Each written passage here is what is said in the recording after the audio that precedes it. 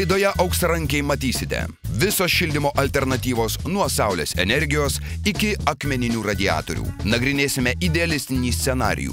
Jei namas atsijungia nuo centrinio šildymo, kokios galimos išeitys ir ar įmanoma sutaupyti. Kita tema – energiniai gėrimai. Suteiks jums supergalių ar palydės po žeme. Nekoordinuoti judesiai, ūmus apsinuodėjimas ir kraujo išsiliejimas į smegenis.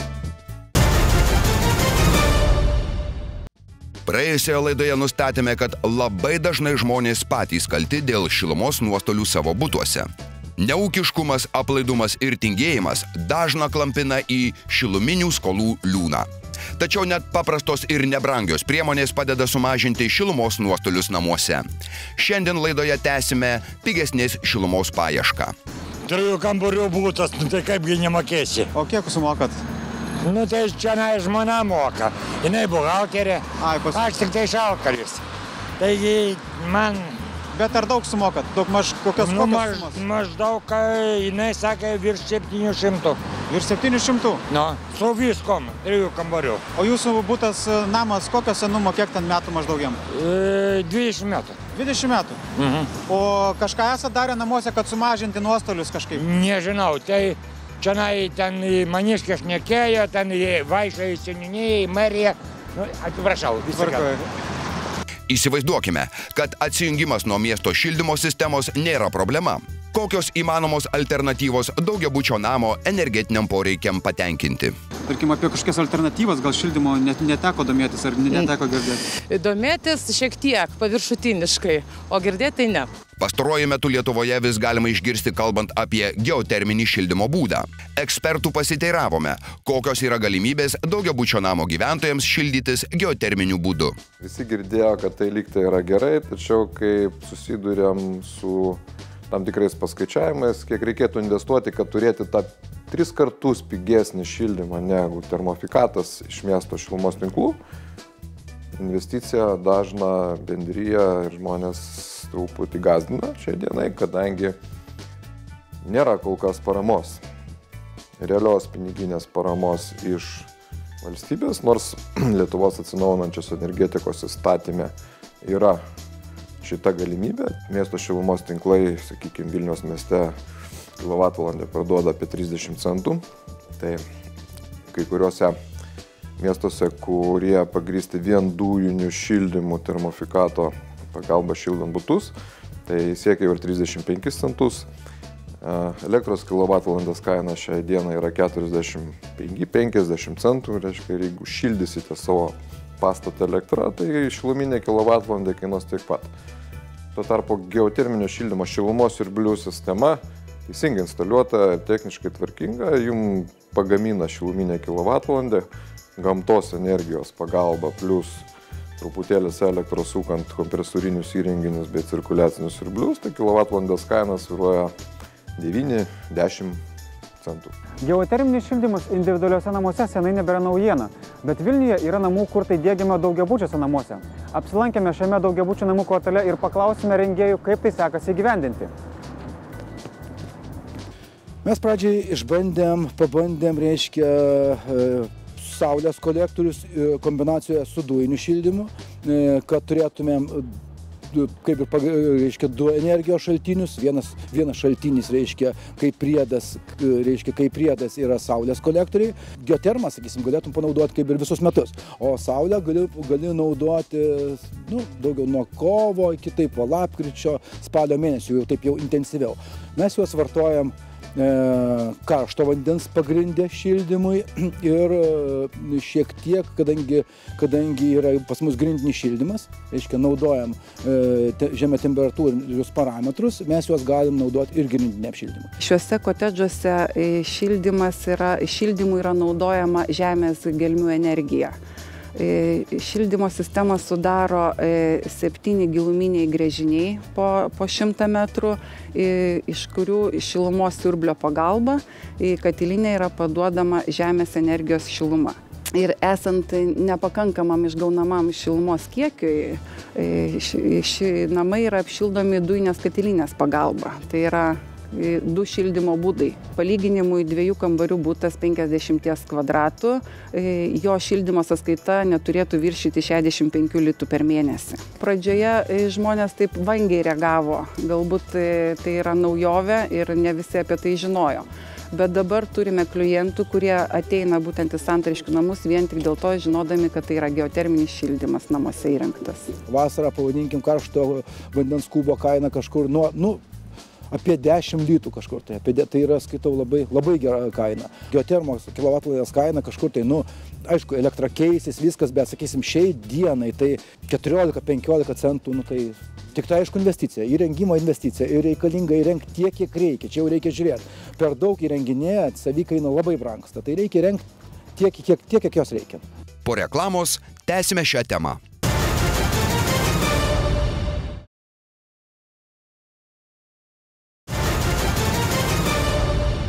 Šio namo gyventojai už šilumą moka beveik 3 kartus mažiau. Turbūt skamba neįtikėtinai, bet tokie faktai. Čia mes esam, kaip jau minėjau, reiškia saulės kolektorių ir dujų katiliniai. Kiekvienam name iš mūsų, reiškia, tų 3 namų yra, pavadinkim, viskas išskyrus va šitą mazgelį, išskyrus dujas. Reiškia, kiekvienas namas turi šitą dalį. Reiškia, saulės, Tai čia yra saulės kolektorių vandens talpos. Taip, tai čia yra, pavadinkim taip, jeigu jau taip žiūrint, karšto vandens rengimo pirminė talpa, kur ateina šaltas vanduo, nes nuo šalto, pavadinkim taip, energija iš saulės efektyviausiai atsiduoda į šaltą vandenį. Efektyviausiai. Jau visur kitur į radiatorinį šildymą aplamai neapsimokėtų, o į grindinį šildymą dar, praktiškai irgi nelabai, bet turiu dėti ir kur perteklinę, ir šiek tiek tikrai eina, kai dirbam žemais parametrais. Tai va, čia pirminė talpa, kaip jau minėjau, čia jeigu trūksta dašildo, reiškia, dujos, jeigu trūksta energijos, jeigu vasara būna, tai ir šitą talpą užkaitina saulė ir kas jau lieka, reiškia, akumuliuojam į šitą talpą. Jeigu planuojate keisti radiatorius savo namuose, visai ne juokais siūlome pasidomėti akmeniniais radiatoriais. Akmeniniai radiatoriai buvo dar akmens amžiuje, kai žmonės kaitindavo akmenis laužo ugnyje, o naktį juos naudodavo šildymuisi. Šių laikų akmeniniai radiatoriai jau nebekaitinami ugnimi. Viskas kur kas patogiau. Iš esmės tai yra pusiau akumuliacinis prietaisas šildymo, kuris pakankamai lėtai įšyla, bet paskui ilgą laiką atiduoda šilumą nenaudodamas energijos. Kai tuo tarpu tradiciniai skardiniai radiatoriai, jie greitai įšyla, bet taip pat greitai ir atšąla.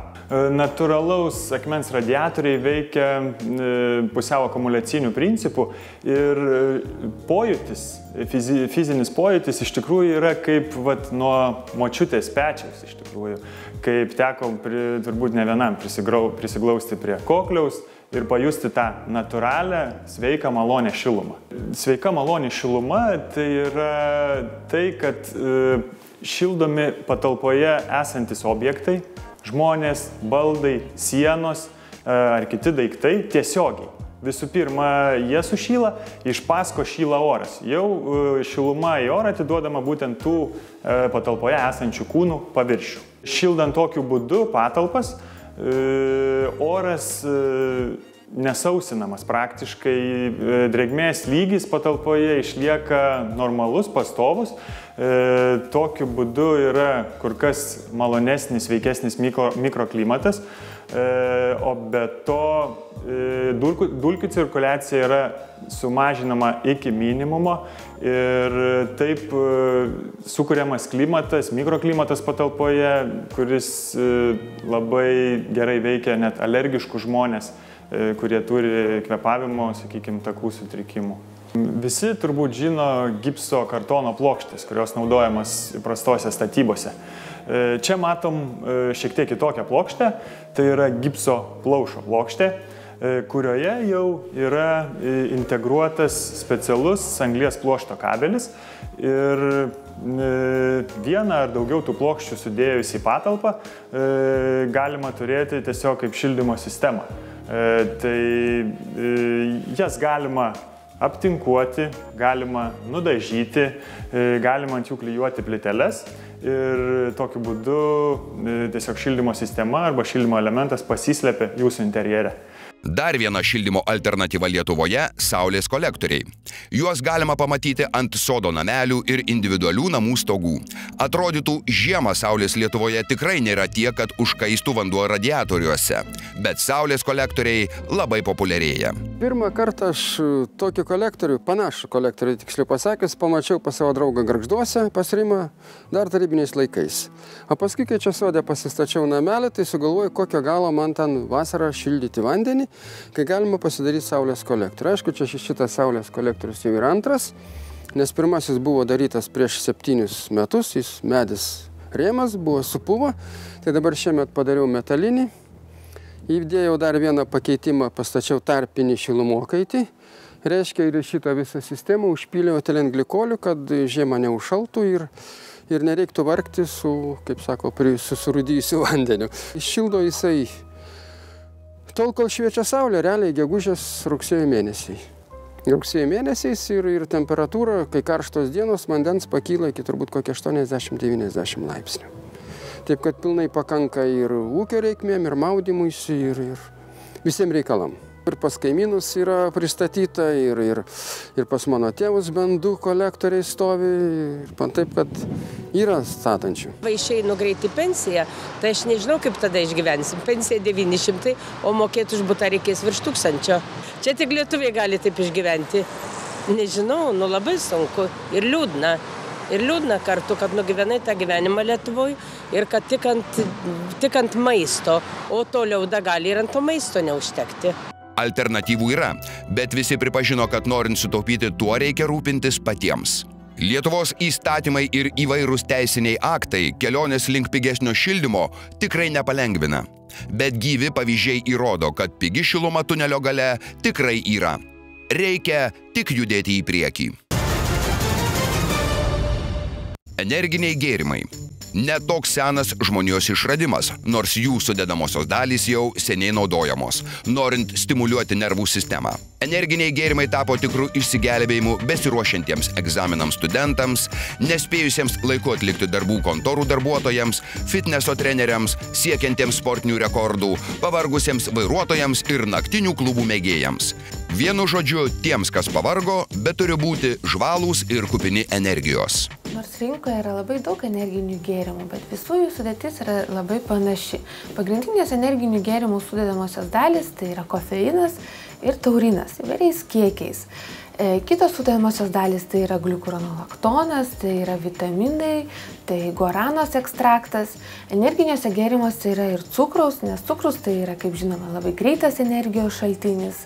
Jis pirmas suteikia žmogui energijos iš visų tų stimuliuojamų ir tonizuojamų medžiagų. Šiandien prekyba energiniais gėrimais nedraudžiama ir net mokiniai laisvai gali jų nusipirkti. Norvegijoje, Belgijoje, Danijoje, Prancūzijoje energinių gėrimų galima įsigyti tik vaistinėse. Na, su šita problema kovoju jau turbūt nuo 2008 metų ir labai sunkiai skinasi kelią, dėl to, kad lobistai yra labai galingi, jie čia eina ir visus komendatus ir mojuoja ES įvairiais reikalavimais ir taip toliau. Tai visą laiką pastovi vis atmeta, vis kažko pritrūksta, kad reikia tobulinti ir tobulinti. Sveikatos reikalų komitetas pritarė reklamos įstatymo ribojimui, bet tai yra, kad apriboti reklamą energinių gėrimų nepilnamečiams arba vaikams skirtuose leidiniuose, akcijose, konkursuose, kaip minėjau, bet grąžino tobulinti maisto įstatymo pataisas, nesutiko, kad būtų draudžiama jiems parduoti. Nekontroliuojamas šių produktų prieinamumas, maža kaina ir sparčiai auganti paklausa energinius gėrimus įvilko į įvairius mitus, kad tai tinka aktyviai sportuojantiems, tai gali pakeisti kavos puodelį ar net vitaminus. Didžiulė bėda ne tik šioje srityje, bet ir kitose srityse Lietuvoje, kad nesivadovaujama Europos tarybos komunikato dėl atsargumo principo taikymo. Šis principas galioja ir sveikatos sektoriuje. Teisės aktų leidėjas pagal atsargumo principą gali imtis ir privalėjo imtis apsaugos priemonių, nelaukdamas, kol šio pavojus realumas arba rimtumas bus visiškai įrodytas. Ir jeigu tai yra pavojus visuomenės sveikatai dėl vartojimo, tai iš tiesų tokį principą galima taikyti. Tai nebus jokia diskriminacija verslui ir nieko tokio.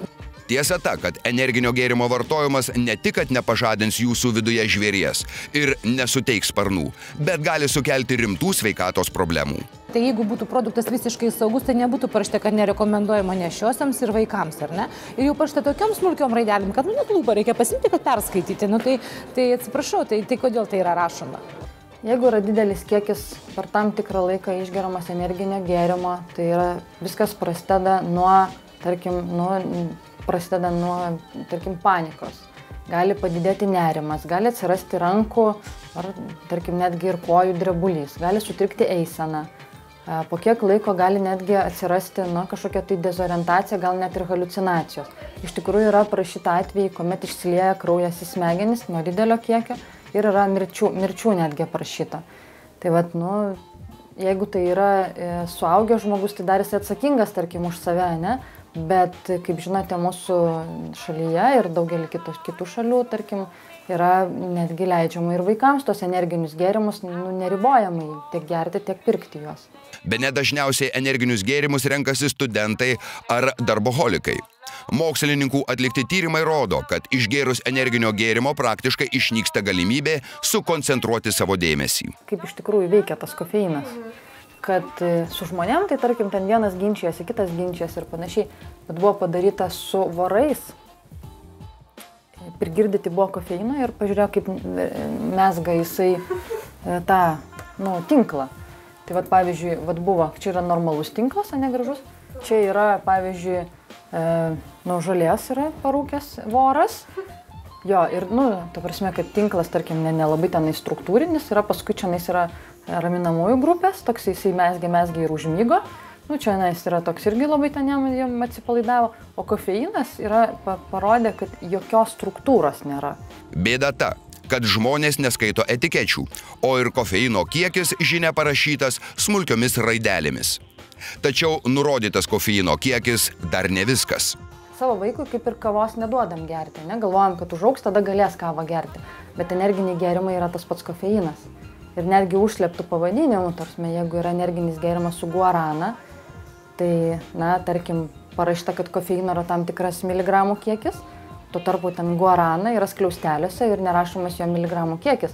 Guarana yra ta pati kavos pupelė, panaši kavos pupelė, kurioje yra kofeino 2 ar 3 kartus netgi daugiau negu tam toj pačioj kavos pupelėje. Šie gėrimai veikia ir virškinamąjį traktą, dėl to gali atsirasti pilvo skausmai, vėmimas. Yra mokslinių publikacijų, kuriuose aiškiai įrodyta, kad vartojant energinius gėrimus galimos staigios kofeino nulemtos mirtys, dažniausiai dėl širdies veiklos sutrikimo. Dar visai neseniai Jungtinių valstijų maisto ir vaistų kontrolės administracija pradėjo aiškintis, ar 5 asmenys iš tiesų mirė išgėrę populiariausio energinio gėrimo. Iš tikrųjų, tai yra toksai, kad juos veža neįtardami, kad tai galėtų būti energiniai gėrimai, tai dažniausiai būna nusiskundimai, kad yra kažkokie tai su širdim, kažkokios tai ritmo sutrikimai, panikos atakas, nerimas. Jeigu tai yra labai stiprus diuretinis poveikis, tai būna labai stipriai išbalansuoti elektrolitai, dėl ko yra irgi tam tikri požymiai. Tik paskui eigoje, šnekant su pacientu, išaiškėja, kad taip, tai buvo energinių gėrimų pavartojimas. Kaip vieną didžiausių problemų specialistai įvardyja nevaržomą energinių gėrimų vartojimą vaikų tarpe. Naujausi tyrimai rodo, kad kai kuriuose energiniuose gėrimuose yra toks kofeino kiekis, kuris gali būti kenksmingas vaikams, jeigu bus dažnai vartojami. Vaikams turintiems tokių sveikatos sutrikimų kaip diabetas, nuotaikų sutrikimai, inkstų ar kepenų ligos, vartojant energinius gėrimus gali atsirasti skirtingos reakcijos. Smarkus širdies plakimas, širdies smūgis, širdies sustojimas ar net mirtis. Kofeino vartojimas tarp vaikų labai sparčiai didėja ir, nors kofeino vartojimas saikingais kiekiais nekelia grėsmės žmonių sveikatai ir suaugusių žmonių sveikatai, tačiau negalima galvoti, kad vaikai yra maži suaugę. Vaikystė ir paauglystė tai yra tikrai labai spartus augimo laikotarpis, baigiamasis smegenų vystymosi etapas. Ir šiame laikotarpyje tikrai yra labai svarbus vaikų miego, vaikų valgymo režimas. Ir jeigu vaikai pradeda vartoti kofeiną, tikrai tas miego režimas sutrinka. Nepamirškime, kad energiniai gėrimai yra gazuoti gėrimai, tai yra saldus gėrimai. Na, ir dažnas energinių gėrimų vartojimas vaikystėje skatina tą gaiviųjų gėrimo vartojimą. O kadangi energiniuose gėrimuose yra ir cukrus, tai skatina nutukimo atsiradimą tarp vaikų, dantų ėduonies riziką. Ir vaikystė ir paauglystė taip pat svarbus yra valgymo įpročiai, kada vaikui formuojasi valgymo įpročiai. Tas ilgalaikis poveikis sveikatai daro didžiulę žalą. Visų pirma, hiperaktyvumas. To pasiekoje daugėja patyčių mokyklose, smurto proveržių ir taip toliau. Taip pat ir vaikų vystymuisi didelę įtaką daro energiniai gėrimai, ypatingai smegenų vystymuisi, nes jauname amžiuje organizmas yra labai pažeidžiamas, nebekalbant apie visą virškinimo sistemą, imuninę sistemą ir taip toliau. Pastaruoju metu galima išgirsti ir apie atvirkštinį poveikį suteikiančius raminančius gėrimus. Kitigi yra įpratę dienos pabaigoje išgerti raminamųjų. Dabar populiarėja tokie gėrimai kaip atvirkščiai, relaksacinio poveikio, kaip kofeinas, tarkim, buvo tonizuojantis, taip dabar yra tiems, kurie nori nusiraminti dienos pabaigoje, atsipalaiduoti po darbų ir panašiai. Jeigu jūs išgeriate dienos bėgį labai didelį kiekį energinių gėrimų, yra panašu, kad vakare bus tikrai labai sunku užmigti. Dėl to žmonės grėbėsi tada raminamųjų vaistų ir taip bando sukelti kaip ir tą užmigimą, kad užmigti. Ir tasai balansavimas pastoviai tarp stimuliavimo ir slopinimo centrinės nervų sistemos tiesiog priveda prie psichozių, prie haliucinacijų ir netgi baigėsi psichiatriniam ligoninėm. Dar viena tiksinti bomba – alkoholio ir energinių gėrimų kokteiliai. Čia veikimo principas panašus. Vienas stimuliuoja, o kitas slopina. Tačiau tai tik matoma ledkalnio pusė. Tokius kokteilius mėgsta net paaugliai. Vilniaus miesto visuomenės sveikatos biuro 2010-2011 metų atlikto tyrimo duomenimis beveik 24% 5–10 klasių mokinių energinius gėrimus vartojo kartu su alkoholiniais gėrimais. Iš tikrųjų yra labai populiaru klubuose gerti energinius gėrimus kartu su alkoholiu. Tai yra labai pavojingas derinys, nes viena medžiaga, energinis gėrimas yra kofeinas, yra stimuliatorius centrinės nervų sistemos, o alkoholis yra slopintojas. Dėl to yra energinį gėrimą geriant tam žmogui, yra tušuojamas alkoholio veikimas, yra prisigeriama tikrai labai didelį kiekį alkoholio, nepajuntama tiesiog kaip yra girtėjama ir praėjus energinio gėrimo poveikiui tiesiog pasireiškia visi to apgirtimo, stipraus apsinuodimo netgi požymiai. Tokie pas mus ir patenka iš tikrųjų, kurie iš pradžių prisigeria energinių, dar jeigu alkoholio, tada užmigti negali, tada užsideda ant viršaus dar ten bankutę benzodiazepinų ir taip atsiduria ligoninėje tokie pacientai. Viskas priklauso nuo dozės, kiek tai yra išgeriama, bet su tokiu išbalansavimu, kuomet žmogus lygtais yra kaip ir sąmoningas, bet jisai kelių minučių bėgyje gali kristi į tą somnolenciją arba į komą, netgi su kvėpavimo centro slopinimu, paskui likti vėl kažkokie tokie sujaudinimai. Tai dažniausiai mes tokius pacientus jau guldome į reanimaciją su intensyviu stebėjimu, monitoringu ir gydymu. Energiniai gėrimai ne tik gali paskatinti priklausomybę alkoholiui. Tiesa ta, kad priklausomybė kofeinui taip pat įrodyta. Priklausomybė išsivysto kofeinui. Ir tiesiog žmogus, kuomet negauna savo tos, dozės tam tikrų metų, tai yra kofeino, tai jam, prasideda nerimas, prasideda tam tikri požymiai, kad jisai tą gautų. Dėl to jisai labai nori, tai iš to gali ir kilti nerimas, kad jisai nori to energinio gėrimo ar tos pačios kavos puodelio. Specialistai įspėja, kad energiniai gėrimai turėtų būti vartojami tik esant būtinybei. Vienas iš pavyzdžių – mieguistumas kelyje. Kartais likus kelioms valandoms iki tikslo, geriau išgerti energinio gėrimo skardinę, nei stoti pailsėti pakelėje, kur nežinai ar atsikelsi.